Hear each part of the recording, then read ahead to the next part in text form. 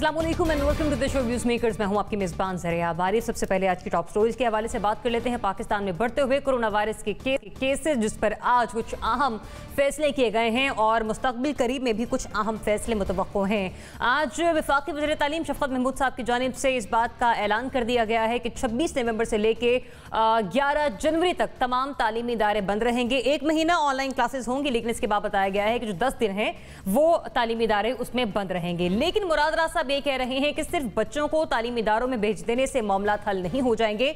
गो के वो एक हद तक दुरुस्त बात कर रहे हैं। तफरीही मकामात हो, पब्लिक गैदरिंग्स हो गया, इसके अलावा शादी ब्याह की तकरीबात हो, बच्चों का जरा वहां पर भी जाना बंद होना चाहिए। लेकिन पार्लियामान में भी ये तजवीज़ ज़ेर गौर है कि जो पार्लियामानी उमूर हैं उसके लिए भी अगर घर से बैठकर काम कर लिया जाए तो जरा बेहतर होगा। तो क्या ये इक़दाम काफ़ी हैं, ये मजीद आगे कुछ होना चाहिए?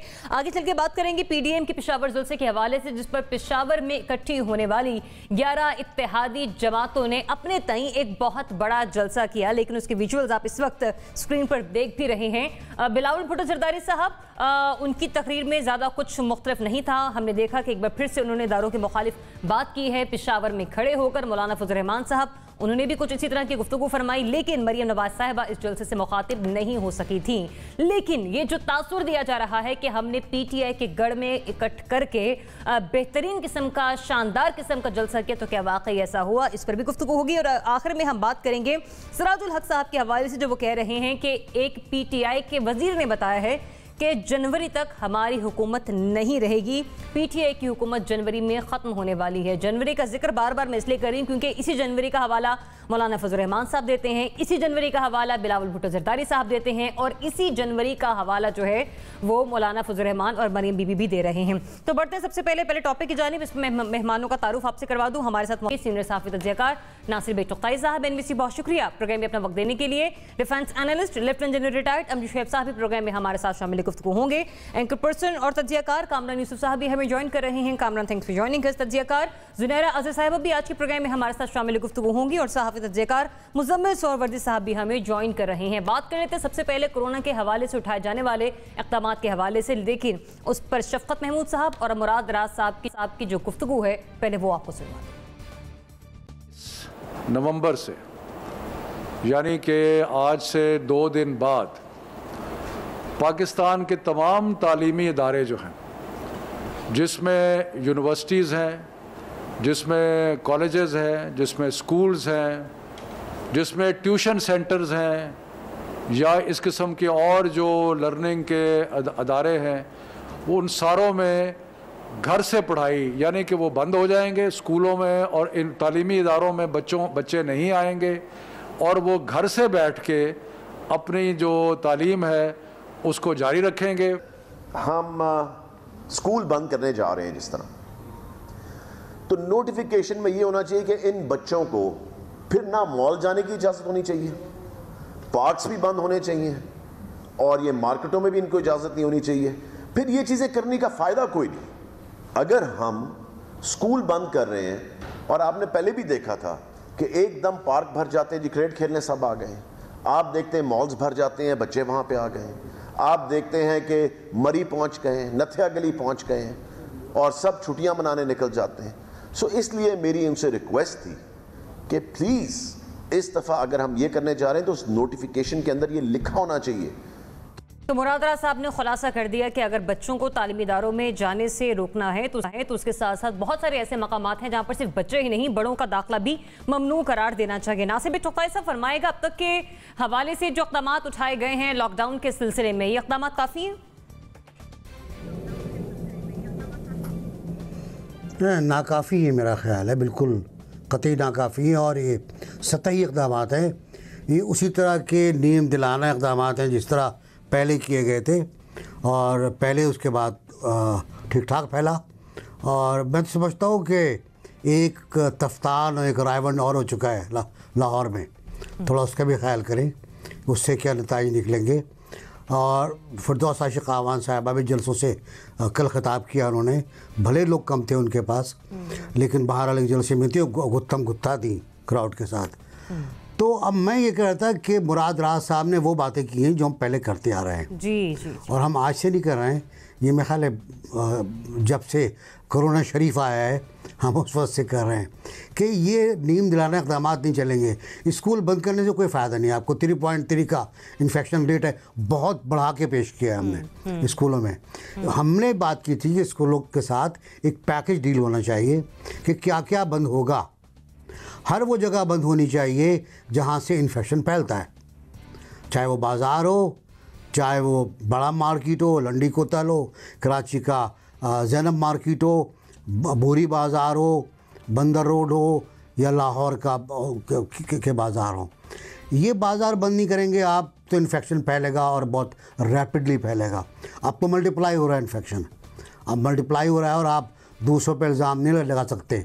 रिटायर जो साबिक वफाकी मुशीर थे सेहत के मिर्ज़ा साहब, उनका एक बयान भी आ चुका है, हमने भी दिया है, हमने भी दिया था कि 5 महीने ज़ाय किए हमने 5 महीने कुछ नहीं किया सिवाय नारे फतह लगाते हुए।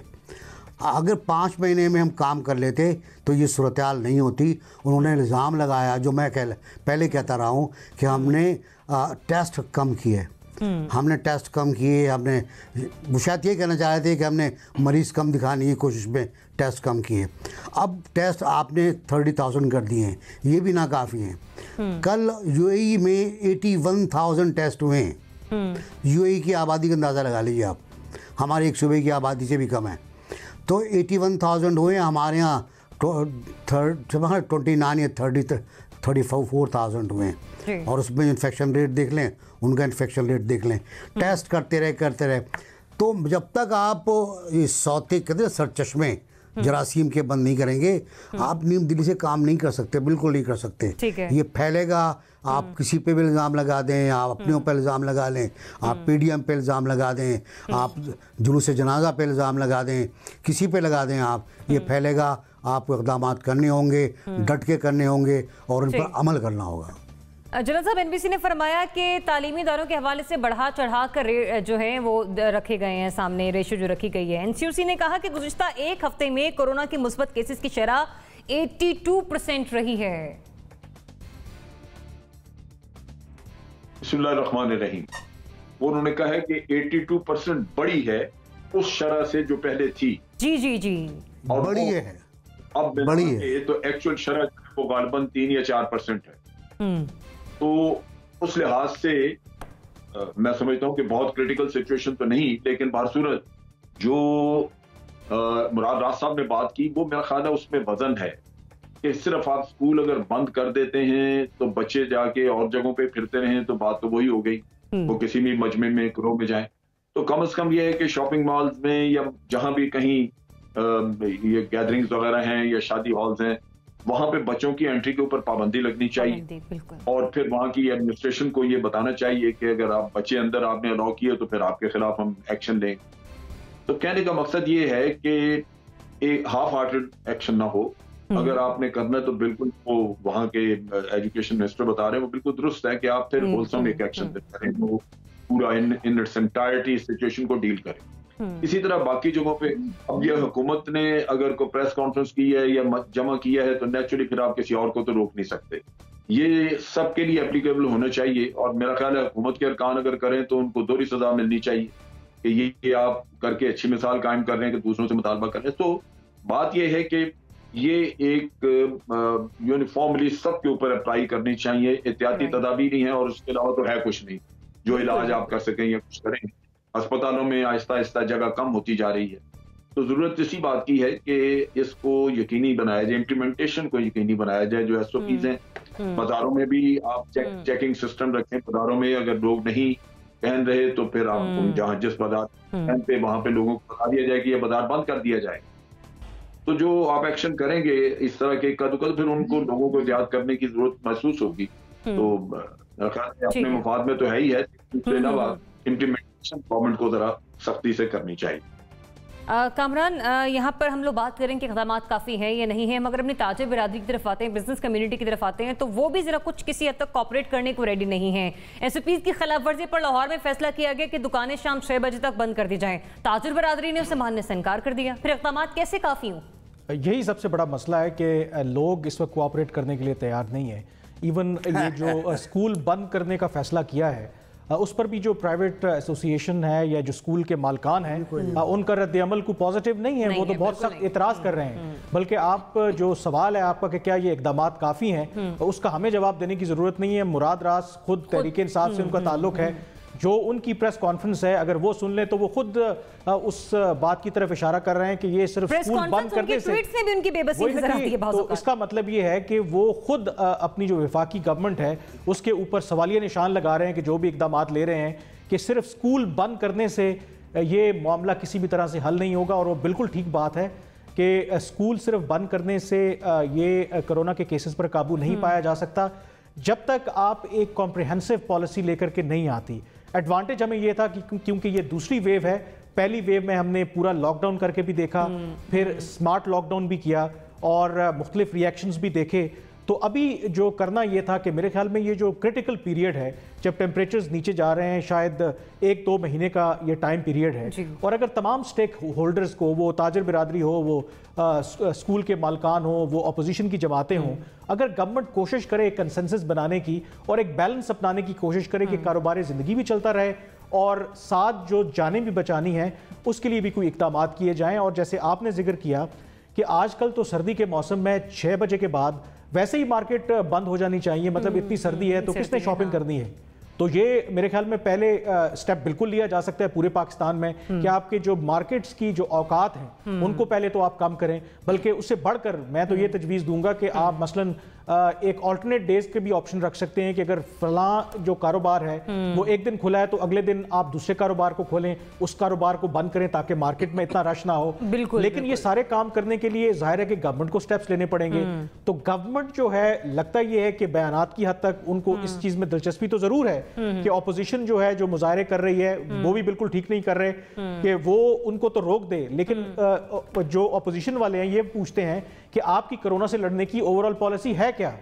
आपकी पॉलिसी अगर है तो हमें एनसीओसी में बुलाएं, हमें भी एतमाद में लें। तो मेरे ख्याल में ये जो इक़दामात हैं कि सिर्फ स्कूल बंद करने से ये मामला हल नहीं होगा, ये क्रिटिकल चीज़ें हैं। और अब तो हालत ये है कि मुझे आए रोज़ 1-2 मैसेजेस मिलते हैं कि अगर आप हमारी हेल्प कर सकें कि पिंडी इस्लामाबाद में वेंटिलेटर्स नहीं मिल रहे, तो इसका मतलब है कि अब केसेस बहुत तेज़ी से बढ़ रहे हैं और लोगों को वेंटिलेटर्स की ज़रूरत पड़ रही है। तो ये जो दबाव है हॉस्पिटल्स के ऊपर, इसको आपने कम करना है। तो मेरे ख्याल में ये सिर्फ बयानात की हद तक या 2-4 स्टेप्स लेने से हल नहीं होगा, बल्कि एक कॉम्प्रिहेंसिव स्ट्रेटजी चाहिए होगी। ज़ुनैरा कामरा ने कहा कि ऑपोजिशन का गिला है कि हमें एनसीओसी की मीटिंग में बुलाया नहीं जाता। वज़ीर आला का वहां पर मौजूद हो जाना मेरे ख्याल में इस बात की नफी करता है। फिर वज़ीर आला सिंध खुद हाथ जोड़कर कहा करते थे, अपील किया करते थे कि लॉकडाउन की तरफ चले जाएं। वफाक के हवाले से उनका वो रद्द-ए-अमल नजर नहीं आता।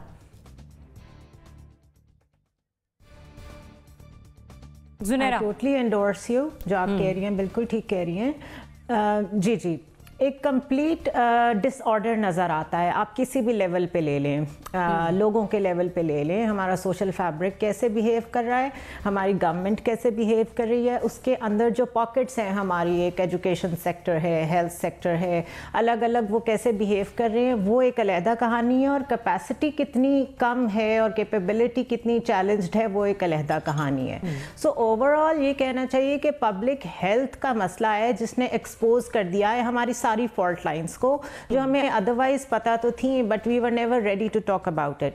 अभी आप ये देखें कि जो हमारी बड़ी सेक्टेरियन और एथनिक फॉल्ट लाइंस हैं वो भी कोरोना के रास्ते में रुकावट है, जो हमारे स्मॉलर बिजनेस इंटरेस्ट हैं वो भी कोरोना के रास्ते में रुकावट है, लोगों की सेहत के रास्ते में रुकावट है, पॉलिटिकल इंटरेस्ट्स भी इस वक्त डैमेज कर रहे हैं जो भी SOPs पॉसिबली हो सकते हैं फॉलो करने के लिए। और लोगों को जब इतना डिसऑर्डर हर तरफ नज़र आता है with the lack of information and awareness, क्योंकि आप देखिए अगर मीडिया पे चीज़ें नॉर्मल नज़र आ रही हों आपको, टीवी में, अखबारों में, कि वही नॉर्मल पॉलिटिक्स हो रही हैं, वही नॉर्मल बिहेवियर्स हैं, वही एंटरटेनमेंट के लेवल हैं, वही शादियों के सीज़न हैं, तो how do you expect them कि वो रिस्पॉन्ड करें अकॉर्डिंगली। सो ये तो गवर्नेंस के लेवल पे या एक चले हर कोई अपने लेवल पे जब तक बैठ के नहीं सोचेगा, स्कूल वाले अपनी जगह सोचें, बिजनेस कम्युनिटी अपनी जगह सोचे, और अगर नहीं सोच रहे तो फिर ज़बरदस्ती करें, this is the time to prove that you have the right to do whatever you want to do. तो रिट भी नज़र नहीं आती है, लोग उस रिट को एक्सेप्ट करते भी नज़र नहीं आते हैं। और थर्ड वेव ऑलरेडी प्रिडिक्ट हो चुकी है, from Germany to France to Scandinavian countries, they are talking about the third wave already. उसके अलावा वैक्सीन के बारे में अभी तक ये प्रॉब्लम है कि पीपल डोंट नो कि ये सिर्फ एक सर्वाइवल के लिए हेल्प करेगी या ये वाकई रेमेडी होगी डिजीज की। वो कह रहे हैं कि डोंट थिंक कि जिसको वैक्सीन लग गई वो कोरोना फ्री हो जाएगा, वो शायद प्रोलॉन्ग हो जाएगा कोरोना का अटैक करना उसको। सो अगर थोड़ा सा अवेयरनेस प्रोग्राम ही कॉम्प्रिहेंसिव चला लें, लोगों को बताएं दुनिया में इस वक्त क्या क्या हो रहा है, how countries are suffering, how people are suffering, उनकी गवर्नमेंट्स के साथ बिहेवियर वहाँ भी लोगों के खराब हैं, बट समहाउ किसी हद तक वो कोऑपरेट करते हैं तो शायद हम कुछ एक्सपेक्ट कर सकें। लेकिन यहाँ कोई भी कुछ करने को तैयार नहीं है। असल में ये प्रॉब्लम है, जहाँ विल नहीं होगी, जहाँ पे आपको नज़र नहीं आ रहा होगा कि वज़ीर आज़म से लेके ऑपोजिशन लीडर तक कोई खुद तैयार है कुछ करने के लिए, वहाँ पे आप लोगों से क्या एक्सपेक्ट करेंगे? मुज़म्मिल साहब, जब तक विल नहीं होगी, विल सिर्फ इतनी है कि तालीमी इदारे बंद कर दिए जाएं? देखिए, मैं समझता हूँ कि जो पहली वेव थी उसमें जो गवर्नमेंट की कारकर्दगी है और वो मिसाली थी, और पाकिस्तान में फ़र्स्ट वेव ने उस तरह अटैक नहीं किया जैसे इंडिया में किया, जैसे इटली में किया, जैसे लंदन में किया, जैसे जर्मनी में किया, जैसे बांग्लादेश में किया। तो यकीनन हम लकी रहे, और उस लकी में हमें गवर्नमेंट को ये मार्क्स देने चाहिए कि फ़र्स्ट वेव में जो भी स्ट्रेटजी थी इमरान खान साहब की, हम उनके नाकदीन में थे उस वक्त, और हमारा ख्याल था वो गलत कर रहे हैं। लेकिन end of the day first wave से हम बहुत स्मूथली निकले और कुछ ज़्यादा नुकसान हमारा नहीं हुआ। हमने कोई मुकम्मल लॉकडाउन भी इतने ज़्यादा नहीं किए जैसे दुनिया ने किए। हमने कोई स्मार्ट लॉकडाउन्स किए, वो भी कितने स्मार्ट थे और कितने नॉन स्मार्ट थे, वो अपनी जगह। लेकिन बहरहाल हमें ये देखना चाहिए कि फ़र्स्ट वेव के जो नताइज थे वो गवर्नमेंट की हिकमत, उसका क्रेडिट गवर्नमेंट को देना पड़ेगा। अब हम ये तो नहीं कह सकते कि फ़र्स्ट वेव से हम बच गए तो वो एक मौजज़ा था, और हम सेकंड वेव में अगर फंस गए तो वो मौजज़ा नहीं होगा। मैं समझता हूँ कि गवर्नमेंट के साथ कदम से कदम मिलाने की ज़रूरत है। फर्स्ट वेव में गवर्नमेंट ने बहुत अच्छा परफॉर्म किया है, वो गवर्नमेंट की पॉलिसीज़ कि हम बिल्कुल नाकदीन थे। मैं भी उस वक्त क्रिटिसाइज कर रहा था। मेरा ख्याल था जैसे दुनिया लॉकडाउन में जा रही है हमें जाना चाहिए, जैसे सब कुछ हो रहा है बंद करना चाहिए। लेकिन एंड ऑफ द डे जो बात फिगर से और जो सूरत हाल से सामने आई वो ये आई कि हम बेहतर परफॉर्म किया हमने बहुत सारे मुल्कों से, और वो बेहतर परफॉर्म दुनिया माने या ना माने, हम और आप तो आपस में डेथ रेट वो कहते हैं जी फिगर्स कम करके दिखाए गए। बहरहाल हमारे इर्द गिर्द डेथ रेट हमारे सामने था, हमारे इर्द गिर्द जिसको सिम्टम होते हैं वो टेस्ट कराने जाता है तो टेस्ट हो भी जाता है। विलेजेस की सूरत हाल पर बात हो सकती है। लिहाजा मैं समझता हूँ ये सेकेंड वेव में गवर्नमेंट को ज़्यादा सपोर्ट करने की ज़रूरत है। हम ठीक है, हम क्रिटिसाइज करते हैं, हम कहते हैं कि और सख्ती करें, लेकिन फिर भी ये देखना चाहिए कि गवर्नमेंट की फर्स्ट वेव की हिकमत अमली अच्छी रही है तो दूसरी वेव में हमें गवर्नमेंट को ज़्यादा सपोर्ट करना चाहिए। जिस तरह गवर्नमेंट इसको लेके चल रही है उनके साथ मिलकर चलना चाहिए। बेवजह तनकीद करने की बजाय मेरे ख्याल में अगर कदम से कदम मिलाकर चला जाए तो वो ज़्यादा बेहतर होगा। बेहतरीन। मैं कुछ यही सेगमेंट कंक्लूड करते हुए आपके रिमार्क्स लूंगी, लेकिन एनबीसी ज़रा कुछ कहना चाह रहे हैं, उनसे कहूँगी कि शामिल कर दीजिए अपनी गुफ्तगू में मजीद। जी एनबीसी। मैं डरा नहीं रहा आपको, बिल्कुल नहीं डरा रहा मैं डराता भी नहीं हूँ। कराची का सिविल हॉस्पिटल 90% पैक हो चुका है। कराची का जिना हॉस्पिटल जो सबसे बड़ा है 90% 95% पैक हो चुका है। इंडस हॉस्पिटल सबसे बड़ा और सबसे मॉडर्न चैरिटेबल हॉस्पिटल जो बिल्कुल मुफ्त है पैक हो चुका है। प्राइवेट जो हॉस्पिटल्स हैं उन्होंने कोरोना के पेशेंट लेना बंद कर दिए हैं। टेस्ट को कंप्लीट करने में प्रॉब्लम आ रही है, किट्स कम पड़ रही हैं, दवाएं कम पड़ रही हैं, डॉक्टर कम पड़ रहे हैं, डॉक्टर बीमार होना शुरू हो गए हैं। तो ये जून वाला मसला है, लेकिन जून वाले मसले से जो इन्फेक्शन रेट है वो कम है। जून और जुलाई से इन्फेक्शन रेट कम है, बड़ा नहीं है। तो हुकूमत में खाली इत्मीनान से कि ठीक है स्कूल बंद कर देते हैं, बाकी अल्लाह खैर सल्ला, बाकी अल्लाह जाने। जो अब मौत का एक वक्त मुकर्रर है, नींद क्यों रात भर नहीं आती, आ जाएगी बहुत जवानी। यही तरीका कार है मेरा ख्याल है। मुकम्मल तौर दहशत फैला दी है एनबीसी ने और कह रहे कि मैं डरा नहीं रहा। तो मैं यही कहने लगी थी। बिल्कुल बिल्कुल, लेकिन दोनों यहाँ पे वैसे तमाम तज्जिएकारों ने अपने बेहतर तरीके से लेकिन लेकिन डेथ रेट तो अभी भी बहुत कम है पाकिस्तान में, दुनिया की निस्बत पाकिस्तान में डेथ रेट अभी भी बहुत कम। हाँ, तो इसलिए बुखार हो जाना तो बुखार होकर लोग हॉस्पिटल जा रहे हैं, लेकिन उसका ये मतलब नहीं है कि ज़्यादातर सहाफ़ी इंतकाल कर रहे हैं। जुनेरा भी कुछ कहना चाह रही हैं। जी, वो टारगेट, वो कोरोना की टारगेट किलिंग है, वो कोरोना की टारगेट किलिंग है। राइट, जुनेरा इसको बंद किया जाए। मैं सिर्फ ये कह रही हूँ कि प्लीज हर चीज़ का जो टिपिंग पॉइंट है वो ये मत रखें कि डेथ रेट तो अभी उतना नहीं बढ़ा, तो व्हाट डू यू वांट कि डेथ रेट खुदा न खास्ता कहीं माउंटिंग पोजीशन पे चला जाए, फिर आप कहेंगे कि हाँ अब हमें सुन लेना चाहिए किसी का। उसी से तो बचना है आपने, तो आपको प्रीएम्प्टिव होके चलना पड़ेगा। एनबीसी बिल्कुल ठीक कह रहे हैं। चलें, यहाँ पर दोनों सभी की राय मेरे लिए मुकद्दम है, लेकिन दो तज्जियाकारों के पॉइंट्स में उठाकर यहाँ पे सेगमेंट करके एनबीसी ने कुछ हॉस्पिटल्स के नाम लिए कराची में और बताया कि किस तरह से वहाँ पर सूरत हाल जो है वो ख़राब होती हुई दिखाई दे रही है। तो उनका खौफजदा करना भी एक हद तक मुनासिब है। कभी कभी खौफजदा, कभी कभी घबरा लेना चाहिए इस बढ़ती हुई कोरोना पैंडेमिक की सूरत हाल के पेश नज़र। लेकिन जैसे कि मुज़म्मिल सुहरावर्दी साहब ने कहा कि ये वक्त ऐसा है कि हमें हुकूमत के साथ कदम से कदम मिलाकर चलना होगा, क्योंकि पहले हम लॉकडाउन की बात करते हैं और फिर जब लॉकडाउन लगा दिया जाता है तो फिर हमसे वो सख्तियाँ बर्दाश्त नहीं होती। लिहाजा आज के दिनों में जो हम एहतियात करेंगे उससे हम अपना मुस्तकबिल जो है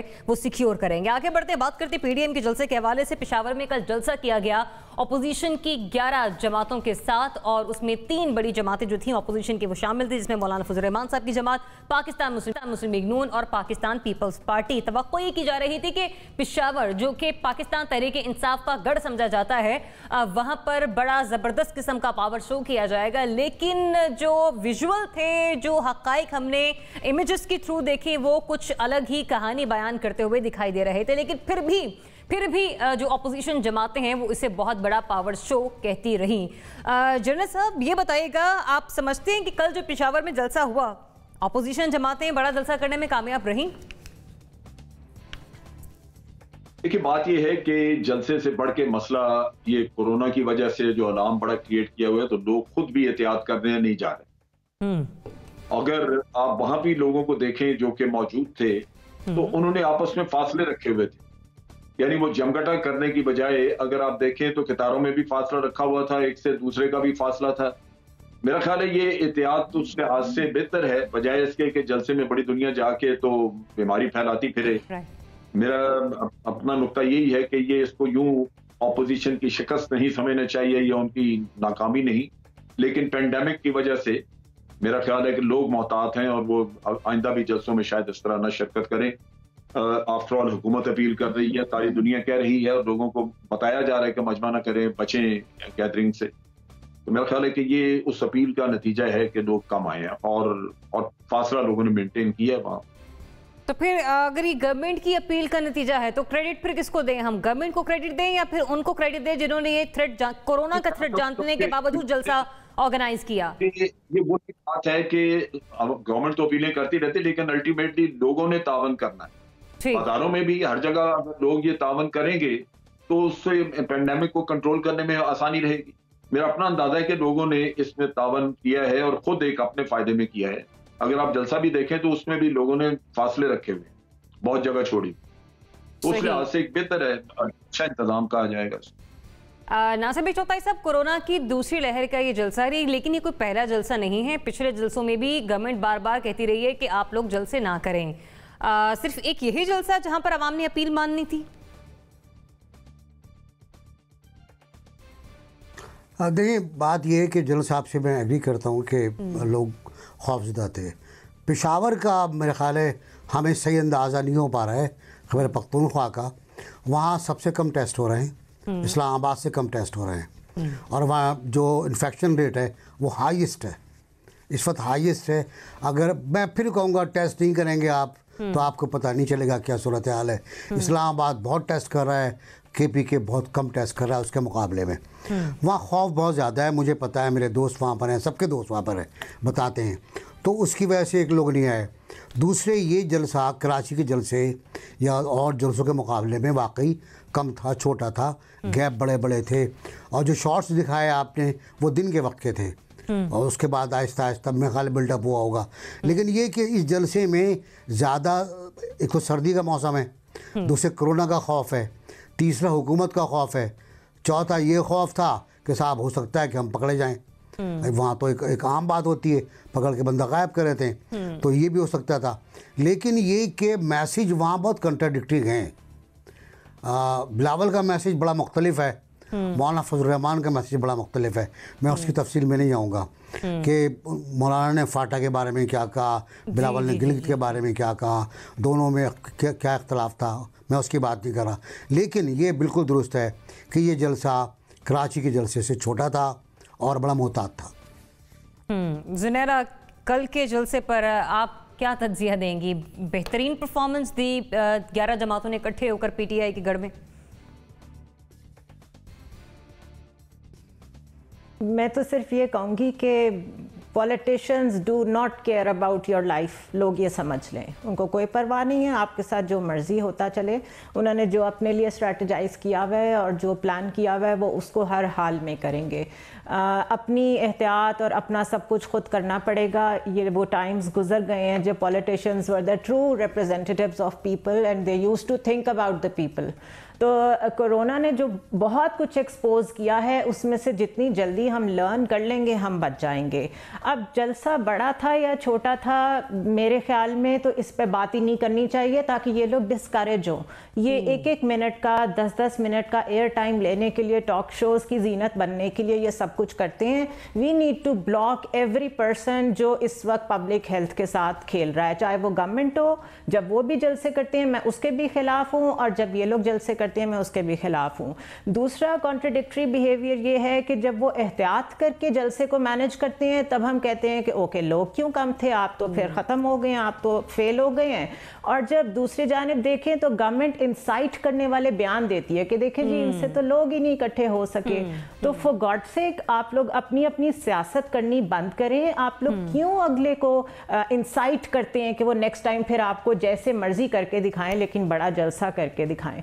तो बेसिकली एक तो फेलियर है of our will to serve the people and take care of people while the whole world is suffering. और हमारे जैसे मुल्क जहाँ पे पहले ही हेल्थ सेक्टर में हम लोग इतने डीकैपेसिटेटेड हैं। उसके अलावा मेरे नॉलेज में बड़ा एक इजाफा हुआ। मुझे लगता था कि हमारे मुल्क में कंसेंसस या इज्तिहाद नहीं हो रहा, तो गुनाहे कबीरा की एक नई डेफिनेशन मेरे सामने आई।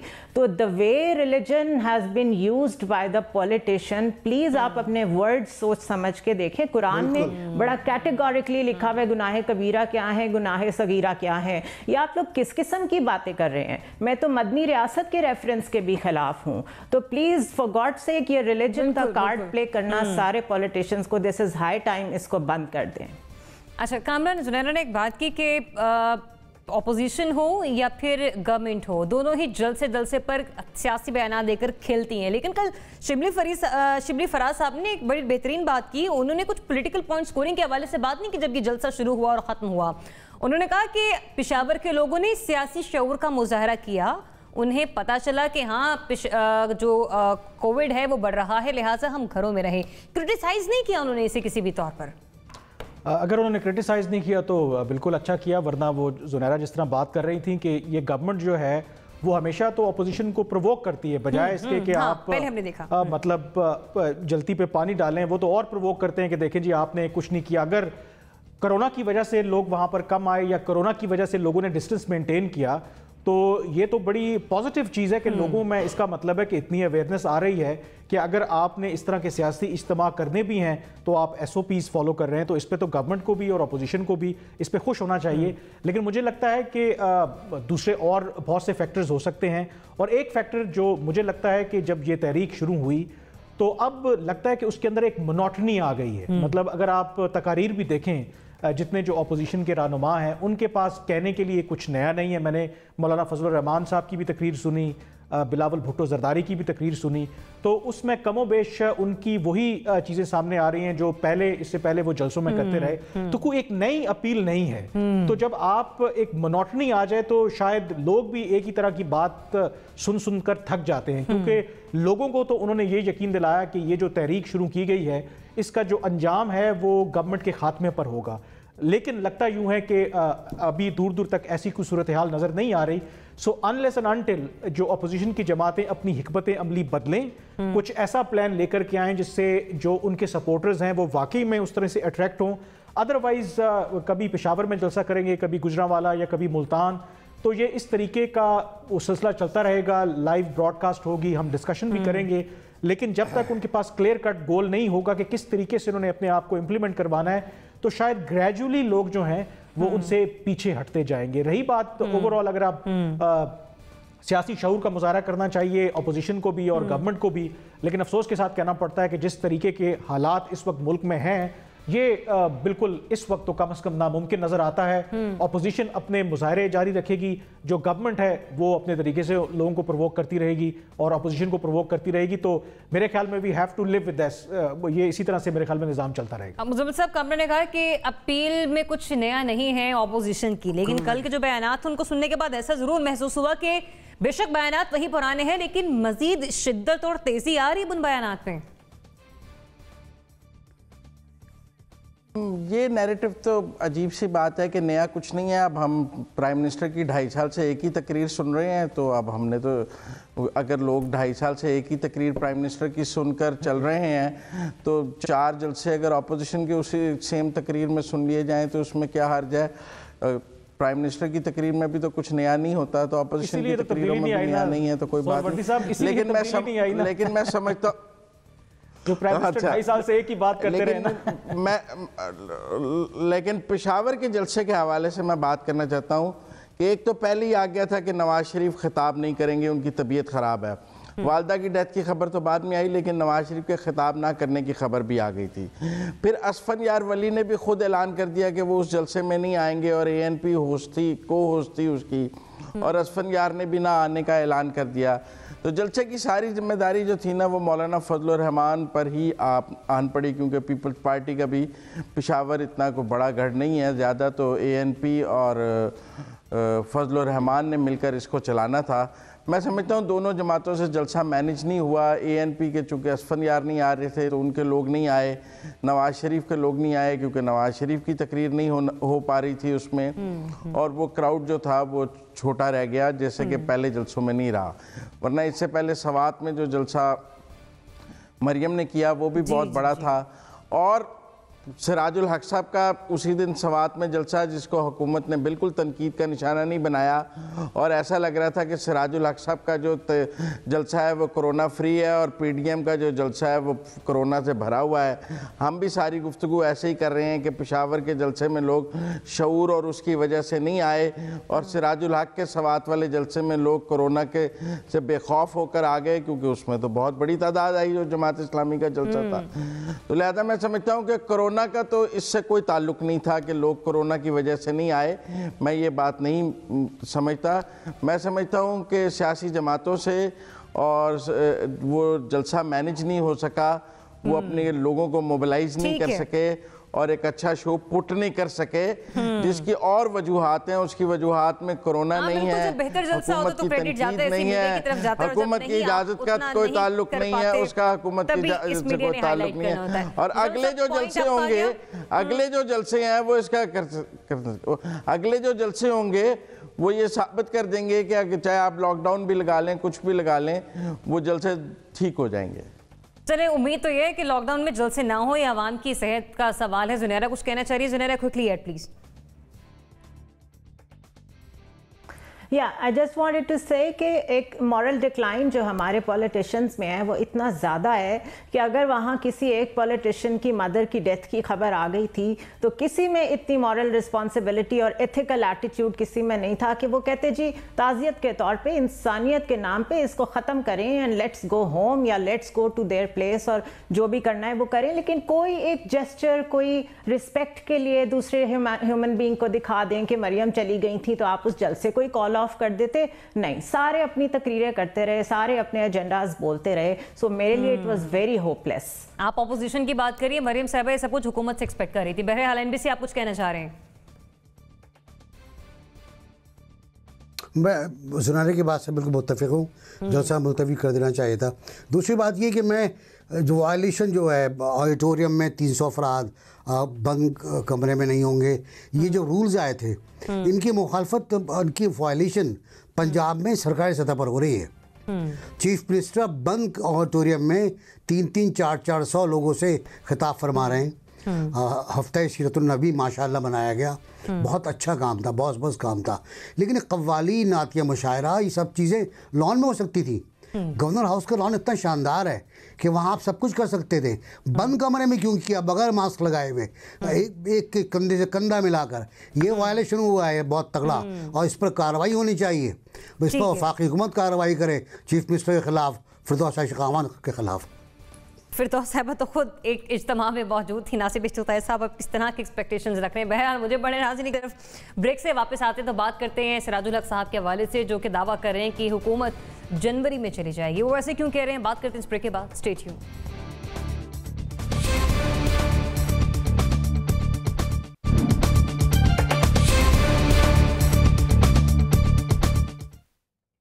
वेलकम बैक नाज़रीन। कल सिराजुल हक साहब ने जलसा किया और उन्होंने एक बार फिर से हुकूमत वक्त को तनकीद का निशाना बनाया, लेकिन वो बात जो अक्सर हमने बिलावल भुट्टो के मुंह से सुनी है, मौलाना फजल रहमान साहब के मुंह से सुनी है, मरियम साहबा भी कहती रही हैं कि हुकूमत जो है वो सिर्फ जनवरी तक की मेहमान है, जनवरी तक इस हुकूमत का बोरिया बिस्तरा लिपटा जाएगा। यही बात कल सिराजुल हक साहब ने की और उन्होंने कहा कि मुझे एक विफाकी वजीर ने बताया, मुझे PTI की हुकूमत जो है वो ख़त्म होने वाली है। अब उनका ये दावा कितना बेहतर है, कितना ठीक है? हालात हाज़रा को अगर हम देखें तो क्या वाकई ये हुकूमत जो है इस नहज पर आन पहुंची है कि जनवरी तक जो है ये हुकूमत ख़त्म हो जाएगी? NBC सिराजुल हक साहब भी वही बात दोहरा रहे हैं जो बिलावल और मरियम और मौलाना कहते रहते हैं। कट गया। NBC मुझे नहीं सुन पा रहे। नासिब इश्तियाक साहब, मैं आपसे मुखातिब हूँ। अच्छा ठीक है, कामरान आपकी तरफ आऊँगी। बताइएगा, ये जो सिराजुल हक साहब ने कल दावा किया है कि एक वज़ीर ने मुझे आकर बताया, इस नहज पे पहुँच चुके हैं ये हुकूमत के हालात? देखें, ये तो सिराजुल हक ही बता सकते हैं कि जो वज़ीर है वो वज़ीर कौन है। क्या शेख रशीद तो नहीं है कहीं? हालांकि शेख रशीद तो कहते हैं कि 5 साल ये गवर्नमेंट पूरे करेगी, बेहतर तो वो बता सकते हैं। लेकिन बज़ाहिर तो ऐसे हालात ज़ाहिर के नज़र नहीं आते। रही बात जो अपोजिशन की जमातें हैं, वो तो बयानबाजी हमेशा करते रहते हैं कि ये गवर्नमेंट आज गई कल गई, और माजी में भी ऐसा होता रहा है। लेकिन जहाँ तक हुकूमत के जाने का ताल्लुक है तो क्या ऑप्शन है, हुकूमत कैसे जा सकती है? एक तो ऑप्शन जो ज़ाहिर है कि आइनी तरीका होगा, आइनी तरीका यही है कि या तो अपोजिशन की जमातों के पास इतना नंबर आ जाए नेशनल असम्बली के अंदर कि वो तहरीक अदम एतमाद पेश कर दें वज़ीर-ए-आज़म इमरान खान के खिलाफ, और उस बुनियाद पर वो घर चले जाएँ। दूसरा ऑप्शन ये है कि ख़ुद वज़ीर-ए-आज़म इमरान खान साहब ये फ़ैसला करें कि एक भरपूर मैंडेट लेके अगर वो आना चाहते हैं तो अर्ली इलेक्शन कॉल कर लें और ख़ुद इस्तीफ़ा दे दें। तीसरा ऑप्शन ज़ाहिर है कि हम ये आइनी ऑप्शंस की बात कर रहे हैं ना, तो वो तो बज़ाहिर इस तरह का अभी सूरत हाल नज़र नहीं आती। लेकिन पाकिस्तान के अंदर आपको पता है कि अगर आप सियासी तारीख उठाकर देखें तो यहाँ पर हालात बदलते कोई ज़्यादा टाइम नहीं लगता। मतलब माजी में एक छोटी सी मिसाल देता हूँ कि जब जनरल मुशर्रफ जब इस्तीफ़ा दे करके गए, जिस दिन उन्होंने इस्तीफ़ा दिया, जब उनसे इस्तीफ़ा बल्कि लिया गया क्योंकि ज़ाहिर थ्रेट थी कि आपको इम्पीच कर दिया जाएगा, तो उसी दिन सुबह जो अखबारात में खबरें छपी थीं वो भरपूर जो तरदीद छपी थी कि वो कभी मुस्ताफ़ी नहीं होंगे। लेकिन उसी दिन उन्होंने शाम को जब आफ्टरनून में एक टेलीविज़न एड्रेस में वजूहात बताए और उसके बाद उन्होंने वहाँ से इस्तीफ़ा दे दिया। इसी तरह 90s में भी आप चले जाएँ, हुकूमतें ये दावा करती नहीं कि वो अपनी 5 साल की मुद्दत पूरे करें, फिर कभी 58 2B के नाम पर और फिर कभी 99 का कू हुआ। तो पाकिस्तान के अंदर हालात किसी भी वक्त बदल सकते हैं, लेकिन क्योंकि हमारे पास कोई on the face of it जमीनी हकायक इस तरह की सूरत हाल तो है नहीं, तो इस बुनियाद पर एटलीस्ट मैं तो ये नहीं कह सकता कि जनवरी में ये हुकूमत चली जाएगी, अनलेस कि कोई बहुत ड्रामेटिक शिफ्ट आए, जो मैंने वही कहा कि वोट ऑफ नो कॉन्फिडेंस आ जाए, या इमरान खान साहब के खिलाफ कोई सुप्रीम कोर्ट में ऐसा केस आ जाए कि वो डिस्क्वालीफाई हो जाए। उस सूरत में भी ज़ाहिर है इमरान खान साहब जाएंगे, उनकी गवर्नमेंट तो नहीं जाएगी। तो एज ऑफ नाउ ये सिराजुल हक साहब बेहतर बता सकते हैं कि उनके जिस वजीर से बात हुई है कि आखिर ये हुकूमत किस तरीके से जाएगी। But at least at this moment I won't by this statement from Sirajul हक। NBC सिराजुल हक साहब तो PDM-11 का हिस्सा नहीं है, लेकिन फिर भी वो भी जनवरी की बात कर रहे हैं। अच्छा, PDM ने उनका झंडा भी लगाया हुआ था, उस पर भी इतराज़ किया उन्होंने। जलसा गाह में, पिंडाल में उनका भी फ्लैग लगा हुआ था। खैर वो एक अलग कहानी है। बात ये है कि बिल्कुल जो ऑप्शन दी बताए कामरान ने वही ऑप्शन हमारे पास भी है। उनका मैं जिक्र एक ऑप्शन और भी है, जो बैसाखियाँ हैं वो खींच ली जाएँ, कारपेट खींच लिया जाए पैरों के नीचे से, तो मामला ख़त्म हो जाता है। मामला ख़त्म हो जाता है। कोलिशन गवर्नमेंट, नेशनल गवर्नमेंट, बहुत से फार्मूले हैं और वो भी आईनी होगा। अगर जो सपोर्टर्स हैं वो अपनी हिमायत वापस ले लें तो मामला उल्टा हो जाता है। लेकिन ये जो है सिराजुल हक वाला सारा बात, मैं बिल्कुल नहीं कहूँगा कि सिराज साहब ने गलत बात की है। अच्छा। सिराज साहब से किसी ने कहा है ना, सिराज साहब ऐसे लीडर हैं जो इस तरह की सियासत नहीं करते जो झूठ पर मबनी हो। उनसे आपके कितने भी इख्तलाफात क्यों ना हो, मेरे बहुत इख्तलाफात हैं उनसे, लेकिन ये कि ये लोग झूठ नहीं बोलते, जो कहते हैं वो कहते हैं, इसलिए हारते भी रहते हैं। यहाँ पर कंफ्यूजन आ गई है, कंफ्यूजन आ गई है, जरा वो क्लियर कर दीजिए।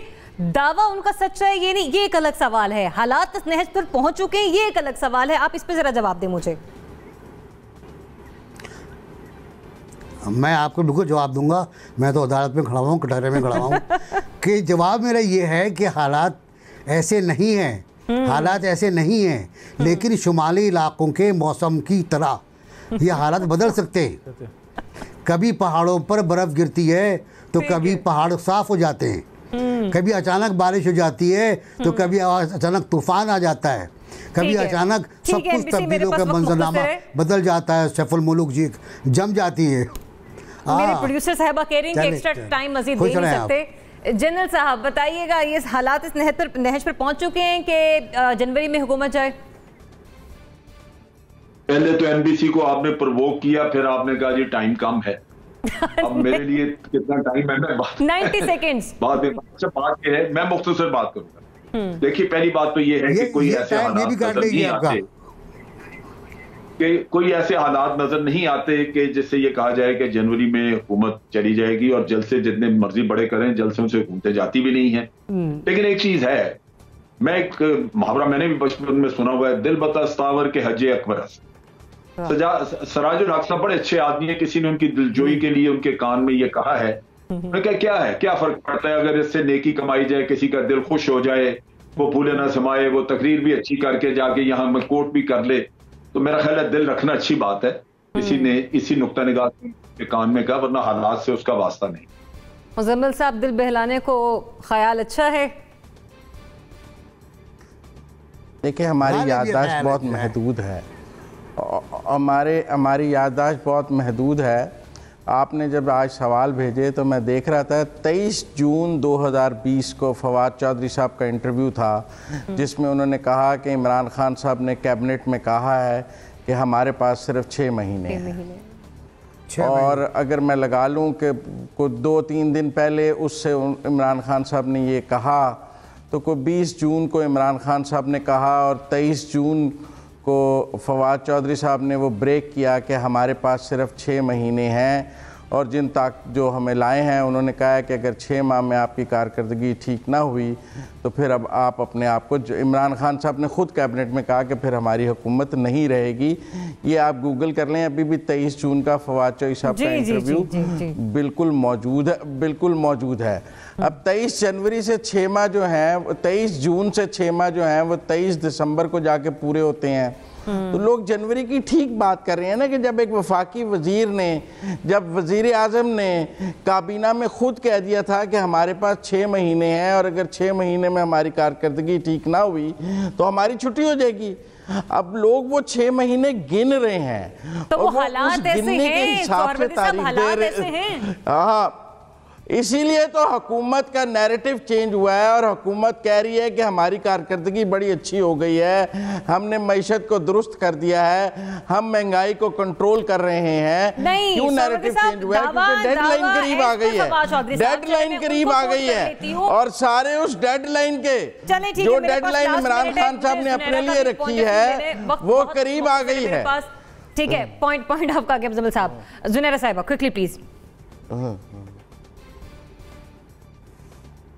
Yes, I will be quick because इतना प्रोवोकेटिव हमारा बिहेवियर है, हर चीज़ को प्रोवोक करते हैं, इंसाइट करते हैं कि हाँ ये होने वाला है और उसके बाद इंतज़ार में बैठ जाते हैं, नहीं होता तो हम कहते हैं कि शिट क्यों नहीं हुआ ऐसा? क्योंकि हमें आदत पड़ गई है ना, हिस्ट्री भी देख लें कि हर वक्त कुछ ना कुछ होना चाहिए।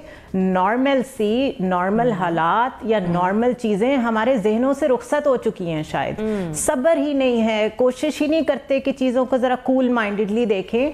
सिराजुल हक साहब माशाल्लाह बड़े मोअज़्ज़ज़ इंसान है, मतलब उन्होंने एक बात सुनी, भाग के आए, मीडिया को बताई कि मैंने ये सुना है। ये कितना डिफरेंट है एंटरटेनमेंट के ड्रामों से बात को आकर सिराजुल हक साहब ने अपने जलसे में बयान कर दिया, लेकिन ग्राउंड रियलिटीज ऐसी नहीं है कि हम ये कह सकें कि हुकूमत जो है वो जारी है। बहरहाल हम हुकूमत से अच्छी गवर्नेंस की तवक्कुह कर सकते हैं। इजाजत दीजिए, अल्लाह हाफिज।